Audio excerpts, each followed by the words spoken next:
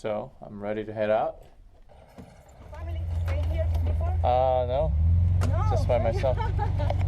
2015년 청년 전우석은 쿠바로 여행을 떠났습니다. 공항에 내려서 탄 택시기사의 외모가 왠지 친근합니다. Wow.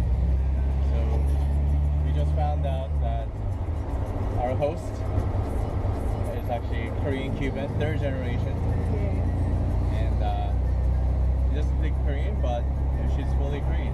It's amazing. Korean diaspora. 알고 보니 한인 3세라네요. 쿠바에서 처음 만난 사람이 한국인이라니 정말 엄청난 우연입니다. 어쩌다 그녀는, 아니 그녀의 할아버지는 이렇게 먼 쿠바까지 오게 되었을까요? 그렇게 청년 전우석은 그녀의 할아버지 그리고 아버지에 대한 놀라운 이야기를 듣게 됩니다. Korean Cuban Revolutionary. How could this be? Es history. Yeah, this is history. History. 시라큐스 법대를 졸업 후 뉴욕에서 일하고 있던 전우석 변호사는 이 이야기에 매료되어 모든 일을 내려놓고 그녀의 아버지에 대한 이야기를 영화로 만들기 시작합니다. 영화의 제목이기도 한 헤로니모, 그녀의 아버지 이름인데요. 어떤 이야기가 펼쳐질지 궁금하지 않으신가요? 지금부터 다큐멘터리 영화 헤로니모 시작합니다. 보여주셨던 한국과 코리아 문화 정체성에 대한 그런 업적들 세상에 알리기 위해서 제가 도와드릴게요. 저도 함께 돕겠습니다. 전우석 감독님. The United States of America is changing its relationship with the people of Cuba. 지리적으로 미국과 가깝지만 갈 수 없었던 나라 쿠바. With the GoPro I had just purchased for the trip, I was looking for an adventure in this time-frozen socialist island. 한껏 들뜬 전우석 감독의 설레임이 저한테도 느껴지네요. As a Korean-American, 전우석 감독은 본인도 재미교포이기에 늘 코리안 디아스포라, 다시 말해 고국을 떠나 세계 각지에서 살아가고 있는 한인들의 관심이 많았다고 합니다. 1905년 대한제국은 일본의 식민지가 되기 직전의 상황이었고 전쟁의 불안과 경제적 어려움으로 해외 이주를 택한 사람들이 많았습니다.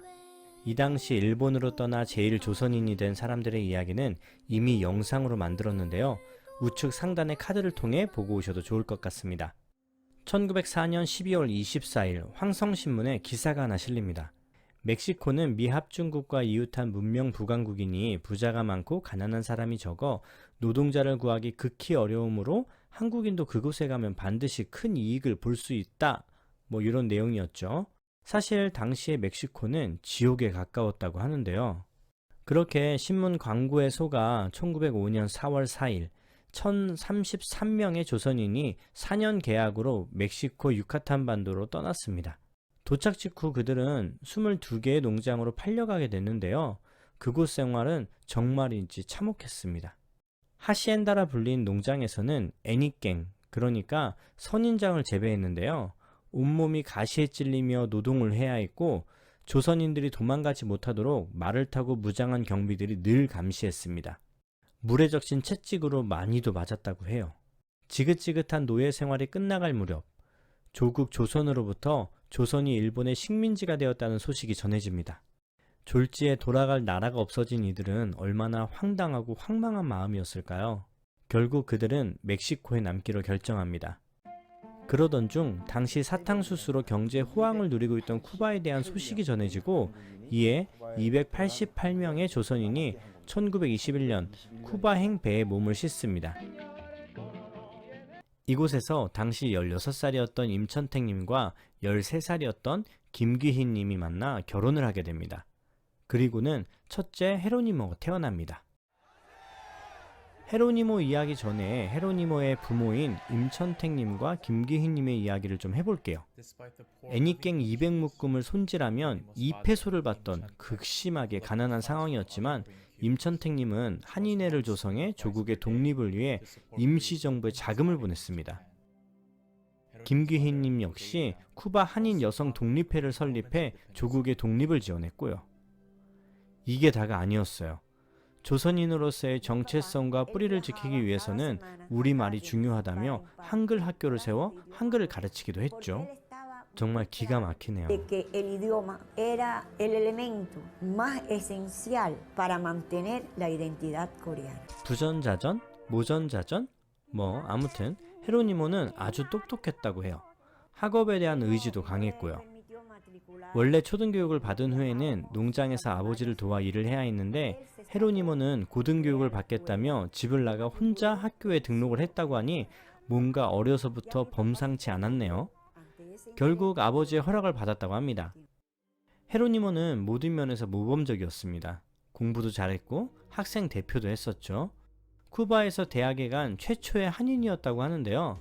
심지어 아바나 법대에 들어갔죠. 그런데 헤로니모 대학 동기 중에 누가 있었는지 아세요? 무려 피델 카스트로가 있었습니다. 쿠데타로 정권을 잡은 바티스타 정부는 많은 사람을 투옥시키고 죽였습니다. 이에 피델 카스트로는 혁명을 일으킵니다. 카스트로가 시에라 마에스트라 정글에서 활동할 때 도시에는 혁명을 함께하는 비밀 조직이 있었습니다.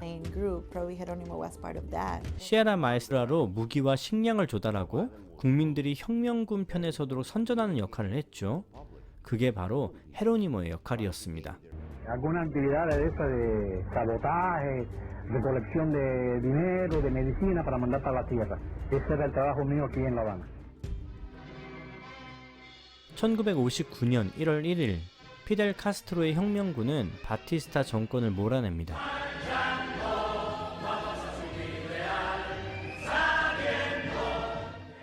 헤로니모는 혁명의 공로로 처음에 경찰청 요원이 되고요.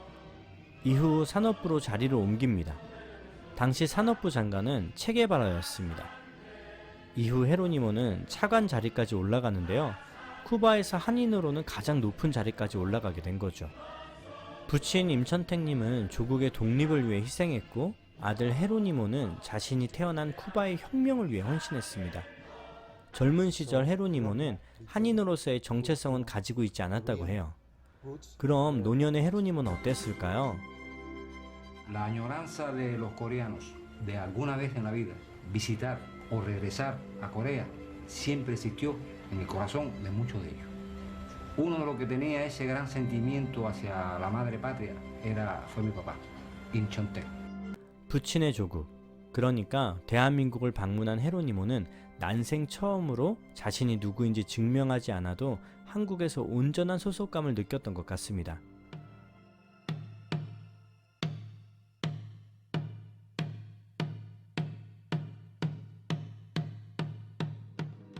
Now, Jeronimo was there, celebrating the 50th-year anniversary of its independence. 어쩌면 그 당시 헤로니모는 자신의 또 다른 자아를 찾았는지도 모르겠어요. 쿠바로 돌아온 헤로니모는 부친이 그러했듯 한인의 대표를 맡아 쿠바에 살고 있는 한인들을 위해 온 힘을 다합니다. 우선 코레아노스 앤 쿠바라는 한인 이민 역사를 담은 책을 출간합니다. 둘째로 한글 학교를 세웁니다.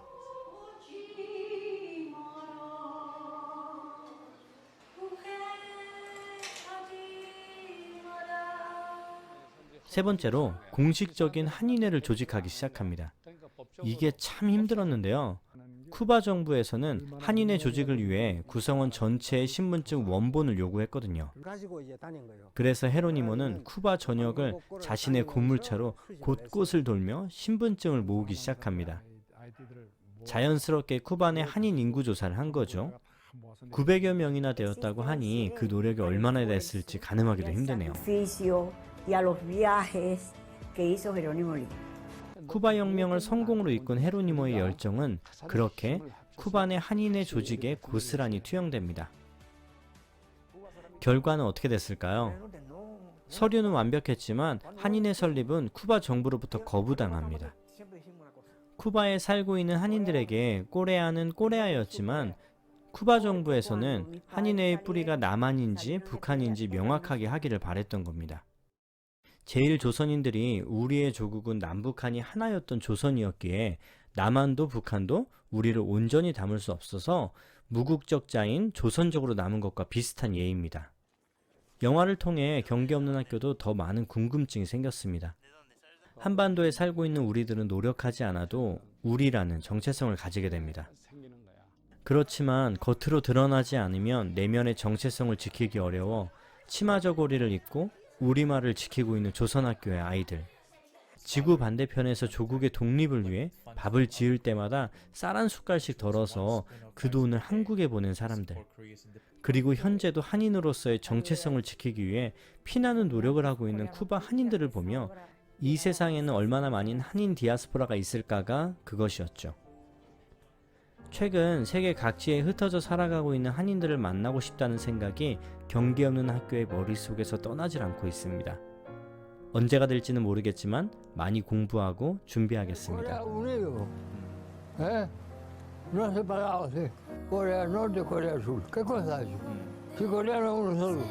그래서 전우석 감독님이 영화 헤로니모를 만들었던 이유처럼 저도 그 뜻을 함께 하려고 합니다. 경계 없는 학교였습니다.